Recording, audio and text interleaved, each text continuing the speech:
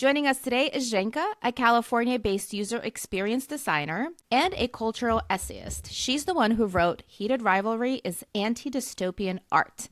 Welcome to the show. Welcome, Jenka. Thank you for being here. Thank you for having me. I'm happy to be here. Tell us a little bit about yourself and tell us how you got into the show. We love an origin story. My origin story, way back in the day, I was originally a film student, which sort of ties into how we landed here. And after film school, I moved to LA. I worked in film like a little tiny bit, but pretty quickly got into producing music festivals and nightlife events. And I did that for like about a decade, and then I was in marketing and advertising, and then I ended up in technology doing user experience design. Whether it's film, whether it's music festivals, whether it's applications on your phone, it's all experience design. And so that is kind of a lens through which I look at both what I do professionally and then also the way that I look at culture and the entertainment that we see. And that kind of led me to writing this essay.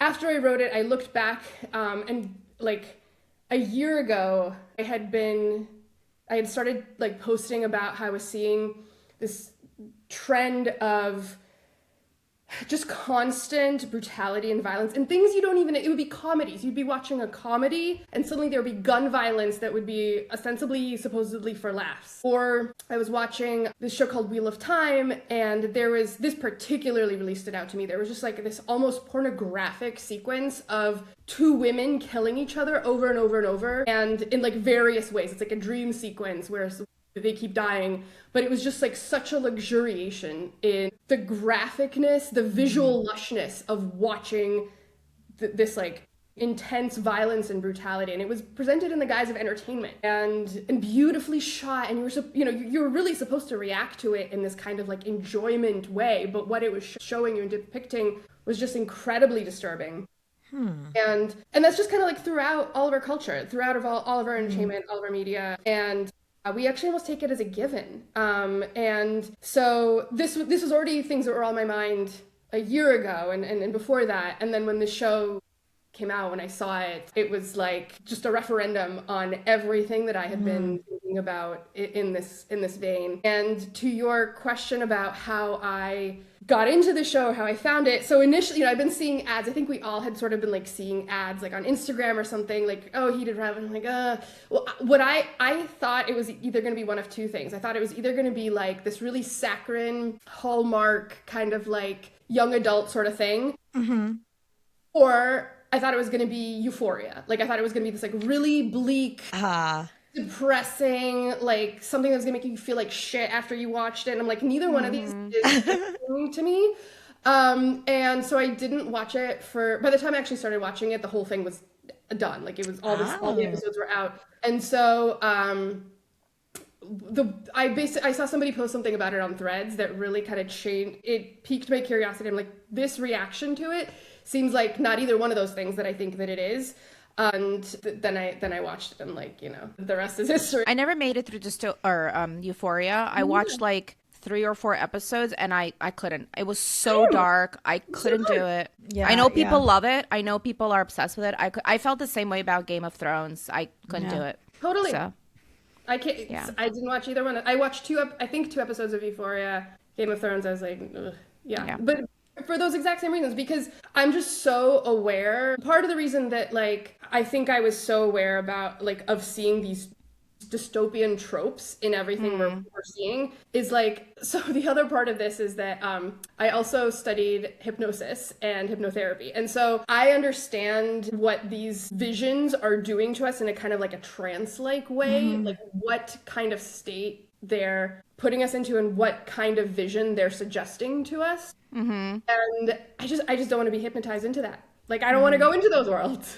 Can you tell us what dystopia means to you? And what anti-dystopia means to you? Both. Yeah. I mean, you started talking about it a little bit, but both. So dystopia, I think, the sort of the very generic kind of vision, like idea that comes to mind when you say that word is like a sci-fi future.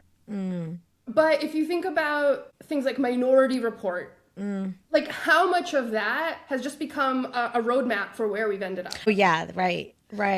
So it seems Absolutely. speculative, but that vision primes us to accept that that is what the future is going to be. And so when it arrives, like, well, no, here it is. Here we are. And so that's one part of it. But the other part of it is that I also think there are shows that aren't necessarily science fiction. They're not speculative. They're like Euphoria. They're set in a world that is like ostensibly like the world we're in now, but they're so full of cynicism. They are like characters experiencing a genuine human connection or emotion, even when that does somehow manage to like squeak through, is rewarded with pain and punishment and how silly to have expected human connection. Like, aren't you such a sophisticated person that you would have recognized this is not reality, right?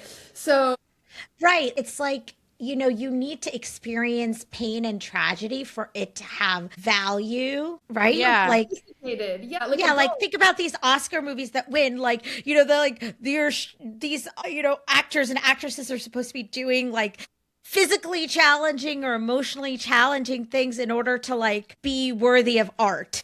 Otherwise, it's not serious art, right? Otherwise, it's not serious. Right. That's why like comedies don't get nominated for Oscars or whatever, right? Or anything that it's funny that you say that, Jenka, because I think there was literally just like a couple days ago an interview with Jacob Tierney, and he was saying how like characters on the shows aren't allowed to like have sex and be happy. They weren't allowed to like enjoy themselves. If they have sex, they must suffer, right? And that's what he was saying a couple days ago. So it's so relevant that we're talking about this now. And he said it in the in the milieu of like queer narratives. Yes. Yeah. But I think that is also that is pervasive throughout, hetero narratives too. Like, the whole cliche of like any sort of like thriller or horror story. It's like the girl that has sex is the one that dies. That's like really... Sarah Michelle Gellar in I Know What You Did Last Summer. Yeah. Exactly. Of a trope that is this, and you know what to expect when you see that. So I think there's something really subversive about the vision that Heated Rivalry presented in contrast to all of these things that we are primed to expect. Yeah. So you get into that a little bit in your article about anti-dystopian art. So tell me now, like, how does Heated Rivalry like check all those anti-dystopian boxes? Yes. So a friend of mine is a futurist. Her name is Monika Bielskita, and she put together a few years ago. What is a futurist?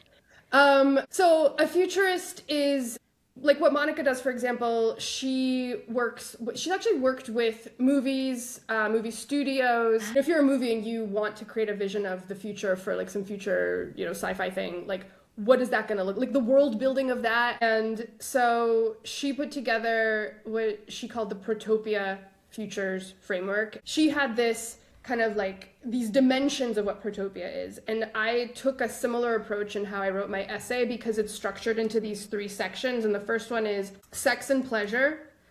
The second one is connection and intimacy. And the third one is joy and creativity. These are all aspects of what is kind of the antithesis of this dystopian worldview. Because if you think about the street in a sci-fi future vision, are there murals on it?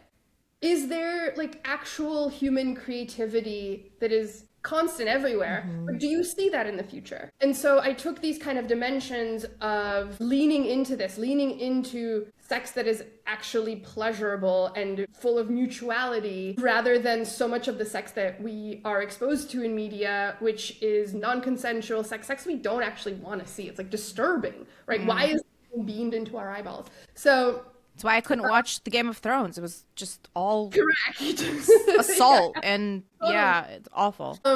And that's entertainment. Be entertained. People love it. I took like those. I took those dimensions as kind of the like anchor points around which to tell the story of how Heated Rivalry approaches creating the experience design of its world and of the show that you're experiencing through these very different lenses relative to what a typical sort of dystopian, cynical view would be. Is there something about something that makes something like anti-dystopian art versus just like happy and fluffy?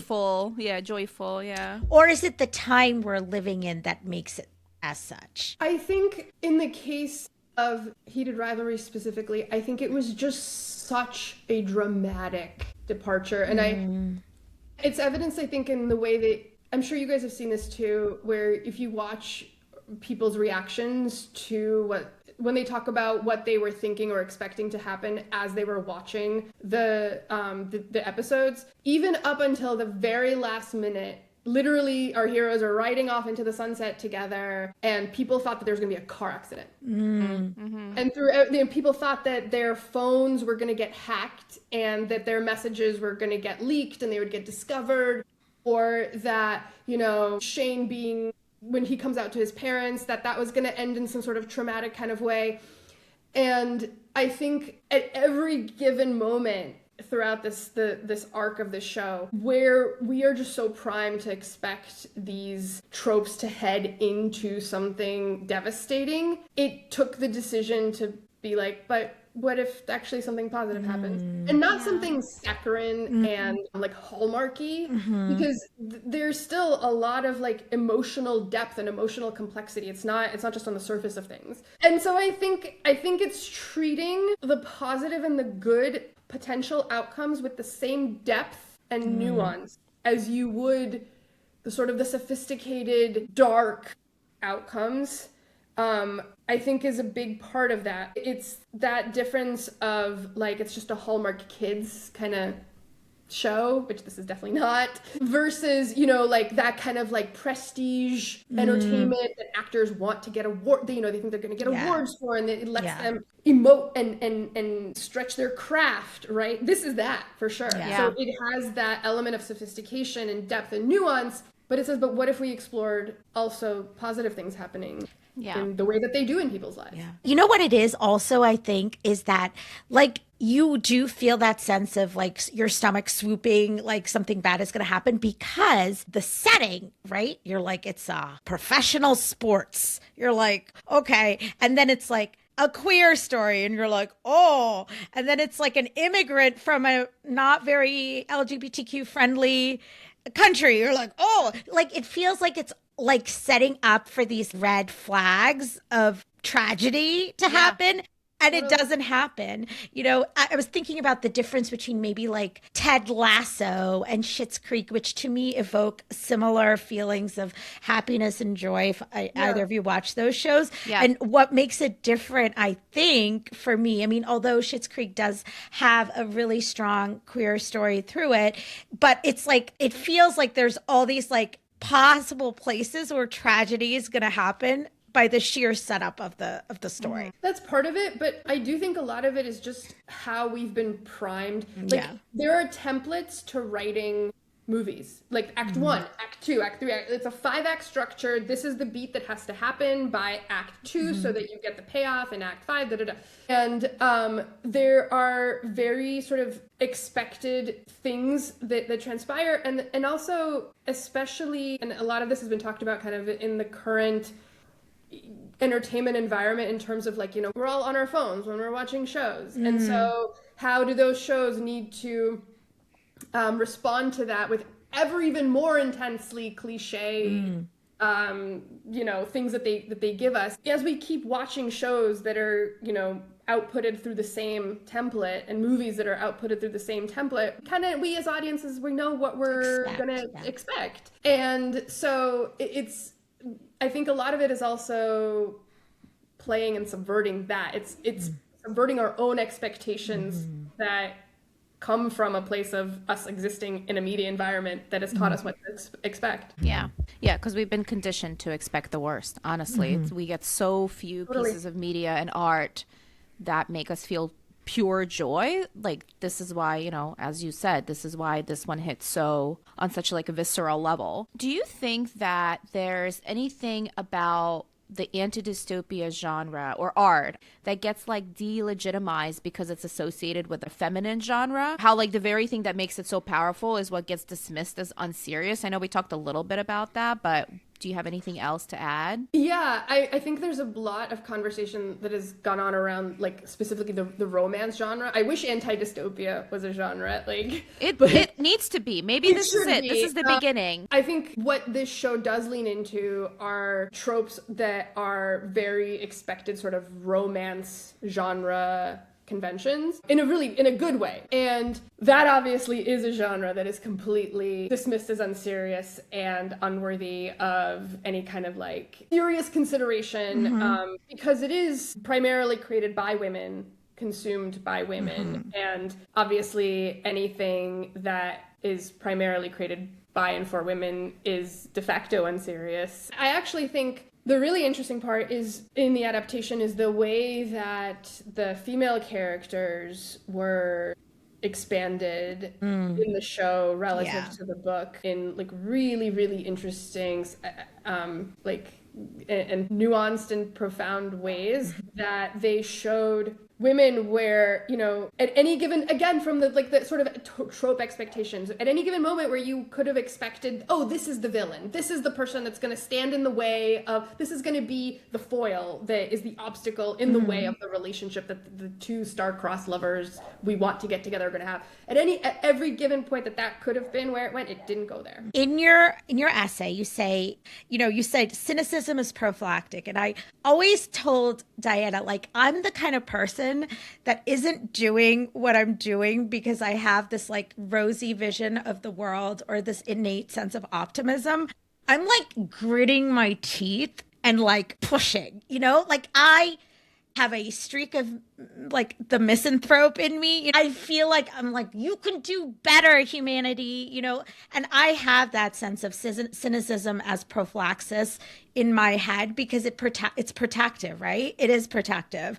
So like, tell me a little bit more about that and how that ties into what Heated Rivalry is kind of subverting. So the way that cynicism is prophylactic is that it keeps us from feeling anything too much, right? It's like, well, if you expect the worst anyway, and nothing can ever be better anyway, you sort of protected yourself from disappointment. Exactly. But you've also precluded yourself from being able to actually feel what it feels like when things really do go well, and the embodied sense of that. And actually, when I was writing that, I was thinking about there's a show that it's like these very sort of like superficial characters, and on one of the episodes, this other character showed up who's like this very sweet, sincere, genuine person. And one of the characters like didn't even know what to do with this. And as they were sort of just kind of like starting to open up to this person, the show killed him. He died in an accident. So haha, joke's on you. If you feel anything, it's gonna be bad. What a silly, naive thing to have thought that you could be allowed to feel something real. Yeah. And so, that cynicism protects you from venturing into this territory where you could get hurt. And, the whole arc of the show is just like such deep, genuine emotion and yearning and desire that is really authentic. It's not like objectified desire. It's very real. And we go through the ups and downs with these characters as they kind of get in their own way and deny themselves, and at the end they are able to get past this. They're able to have genuine conversations and that lead to this real connection. And the takeaway from that is that this is possible if you follow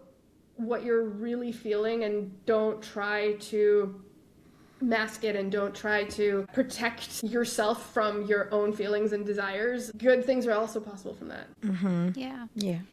I've always said that dystopia was my most favorite genre. I consumed dystopia, all of it, all the time, since like probably high school, maybe even before. And then when I was teaching, most of the literature that we expose students to in the curriculum, right? Because, the curriculum's pretty much set, is dystopian literature. Like 1984 and Animal Farm, Brave New World, The Lottery. I mean, everything we read in high school, even maybe in middle school, is dystopian. And often my students, even Great Gatsby, it's not dystopian, but it's depressing, right? So like everything and my students always, it never failed, every year, they'd be like, why are we reading all this depressing stuff? Like, can't you give us something happy? I guess my response to them was like, well, this is where you're learning, right? Like you're learning through these like ideas of what the world could be like if we don't do something about it. To me, it always almost like a warning. It's warning you to what might happen. But I was reading your article,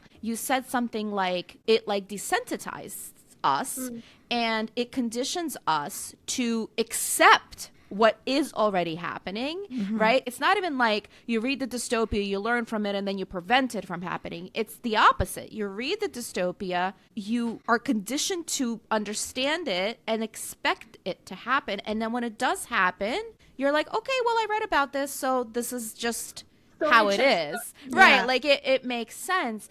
I guess because we haven't seen too much anti-dystopian art or things that bring you so much joy. You mentioned, Anusha, like Ted Lasso, so joyful. Why is it so popular? Because it is so joyful, right? When you see that, I think that's why like it hits you on such a level, like we said, right? Because like you're so not used to it. Like watching The Handmaid's Tale, like after the first 2 seasons, I couldn't do it. Like I finished it. Eventually I did finish it, but I skipped like 2 or 3 years. I can't. It gives me such anxiety. We're living in it. We're living in it. So why do I also need to see it on TV on top of already living in it? Yeah. The really interesting question is, think about all the people that it takes to create that. Like, it takes so many people to bring that vision to life. And like, what is that experience that it's creating, not just for the people who are making that world, but for the people who are consuming it? And that vision, like how many people did it take to put that vision into the world that lets people essentially thematically experience brutalization of women? For what? To accomplish what? Like, we learned something we didn't know? Like, we know. Yeah. We know. We've seen it. We've heard it. We've seen like, we that's are what living you said. I'm just reading your article. Presents a violent, degraded world, has likewise turned sex, a fundamental aspect of humanness, into a plot device for violence and degradation, right? So like you said, pleasure becomes torture in these in this dystopian world. Yeah. So I like really enjoy dystopia, but right now it just, as you said, it feels like this bleakness is like completely unending and unsolvable sometimes. And, you're like, oh my God, should darkness just win? Because I'm so exhausted. I joke to our friends, like, if a la Matrix, if like the AI wins and then we're in the sleep pod, and I'm like, my brain can finally rest, I'll probably like drain the system of energy while it re-energizes me. But it just like, you just want to catch your breath, right? Yeah. That's what I mean. Yeah. You're like, it's just, I just need to breathe. It's not nihilistic, because I don't think I'm that. It's almost like you have this fatigue for these, kind of like really thematically heavy, but really truly tragic dystopian futures, right? Because it really feels like at this moment you're living it and you're not really sure how to get out of it, or if we'll get out of it. I think for me, that is such a key thing, because it has depth and intimacy, personal stakes, but you don't feel like you have to, save the world while you're in it. It makes the world small enough, like you can have the spectrum of human emotion and it just be about these two people kind of living sort of pseudo normal lives. Well, that's the thing that I wrote kind of at the end, is that what you experience with Heated Rivalry is something that feels very different. Like, so, like literally in your body, somatically, you feel this journey that you've been on with these characters. And, I talk about it, it's like you've literally just like experienced falling in love. Like you have mirror neurons are firing. You have been on this journey with them. And what it shows isn't the possibility of a future that looks different and looks so futuristic, and what kind of crazy contrivances can we think about what could happen, it feels different. It feels different from how we're used to entertainment making us feel. It feels different from how just any given thing we're looking at on our screen, be it, entertainment media or news media, anything we're seeing on our screen makes us feel. It feels like a crazy futuristic experience because it's so different from what we're having now. It can only possibly exist, even though the show is, I guess, set in the past, but it feels like a departure from the present, and our minds sort of think of that as a future. It's sort of like bittersweet to think about. Like, are we so aching for just this like small stories with deep personal connections? And the answer to that is yes. I want to ask you, because we're talking about the future, right? Mm-hmm. And, do you think that anti-dystopia, you mentioned that it's not a genre. Do you think it can be a genre? And is it contagious? Like, will we get more of this? Because, you mentioned in your article that like Hollywood basically does not do this. They don't want to do this. They whether they can't or they don't think people want it, whatever that may be. I think this proved to them that people want it. But I do wonder, like, is Hollywood going to take this and say, oh, this worked. This is like a winning formula. We want to do this. Or are they going to say, like, it's a one-off, this can be made here, right? Like, what do you think? I think it's definitely too big to ignore that there's something here. I don't know to what extent the Hollywood system, would understand what it is particularly about this that created this kind of reaction. And also, to some extent, it's kind of like lightning in a bottle. Like there was a whole bunch of factors, from the cast to the IP, all the stuff. Like, I think there's going to be a very heated interest in romance for sure. It's too big to ignore. And I was just watching this old interview with Jacob Tierney from from 2022. He's talking about like himself personally. He really has a huge distaste for power dynamics in sexual relationships. And he says it's a huge turn off for him. And that is a very kind of unique perspective when it comes to the entertainment and movie and TV tropes that we are exposed to, because we're basically spoon-fed Cinderella from the time we're children, and that is sort of the template of, this power disparity comes hand in hand with romance. And I think something that is so particular about the success of Heated Rivalry is that it leans into showing romance in a way that we just really don't get otherwise. People were like, I would see people like, I just finished Heated Rivalry. What else can I watch that's like this? And I'm like, right? Nothing. Yeah, what else? Nothing. Not this. Well, listen, I tried watching, and I watched Bridgerton. Speaking of power dynamics, speaking of Cinderella story, this season is the Cinderella story. They're literally retelling Cinderella, and I am watching it. I liked it. I enjoyed it. I really did. It was the first thing I've enjoyed since starting, my fandom here. But I'm just watching it. I'm like, again? Like, again?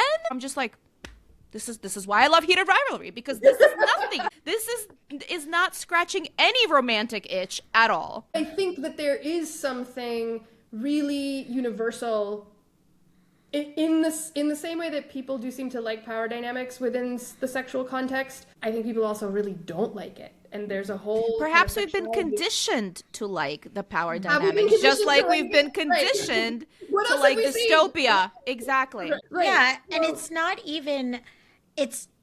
to me, it's like you can have these things that occur in your sex life, and it doesn't have to like translate into some sort of like archetype of this is where you are, like this is the hole you fit in. Well, we're keeping that. Girl, we are not editing that out. That is staying. That is staying. Oh God, I didn't even. Yeah, a box is what I meant. This is not the box. I don't know if that's better. We are keeping all of this. Audience, enjoy. Unfiltered, unedited, Anusha. Wow. Welcome to our podcast, Jenka. This is the stuff that we usually cut out, but not this time. Not this one. Oh my God. Right. Like you can have times, like it doesn't have to translate to your entire life or your entire dynamic. You can have moments where one person is maybe in a different role and then it can reverse. To me, I think that's one of the most interesting things about the way they depict Ilya and Shane's sex life, because clearly Ilya is more experienced than Shane. And it's very clear right away. But it doesn't become some sort of treatise on their entire relationship. And it doesn't become a way for Ilya to exert dominance. It's so clear that he is so conscious of this potential disparity that he seeks to neutralize it, because it's a turn on for him to do that. And the thing about Shane is, like, as he says to Rose, like, he's getting exactly what he wants out of this relationship. And do you know how much, like, power and assertiveness you have to be able to get exactly what you want out of a sexual experience? Like, Shane's getting it. So he is. Like, all of these situations where power could be wielded in a way to create disparity is neutralized because it turns the people involved in it on to do that. Yeah. And if that's not anti-dystopian, I don't know what is. I know. There we go. Jenka, thank you so much for joining us today. I loved our conversation. I love your article. I read it 4 times because apparently I do that now. I reread and rewatch things multiple times. Yeah, Diana's never looked at anything twice before, and now she only does that. That's not true. I mean, you should see my copy of 1984. But anyway, so in your article, you end with how Shane tells his parents when they ask about, what their plan is, and Shane says, "We just want a future." You say Heated Rivalry has broken through the onslaught of pop culture visions that make dystopia's cynical, joyless futures seem inexorable, precisely because it is a piece of art that is not only shows us, but allows us to feel that another world is truly possible. That lets us somatically experience a future beyond what exists now, a future we all actually want. Joy in the present makes joy in the future seems plausible, and that, too, is hope. And I just, love that. I love that for us. Because we all just want such hope. a great article. Yeah. When you said, I'm writing an article about anti-dystopia, I'm like, yes. It's perfect. I was like, it's perfect because this is what we're all feeling. This shift of seeing dark, living in dark, and getting this light, this joy. So I thank you for writing it, and I thank you for coming on our podcast and for giving us your time. This was such a pleasure. I loved having the opportunity to discuss the stuff that previously was just in my head. So I'm happy. Thank you so much. Have a great evening. We'll talk soon. Yes. Thank you so much. Thank you. Bye-bye.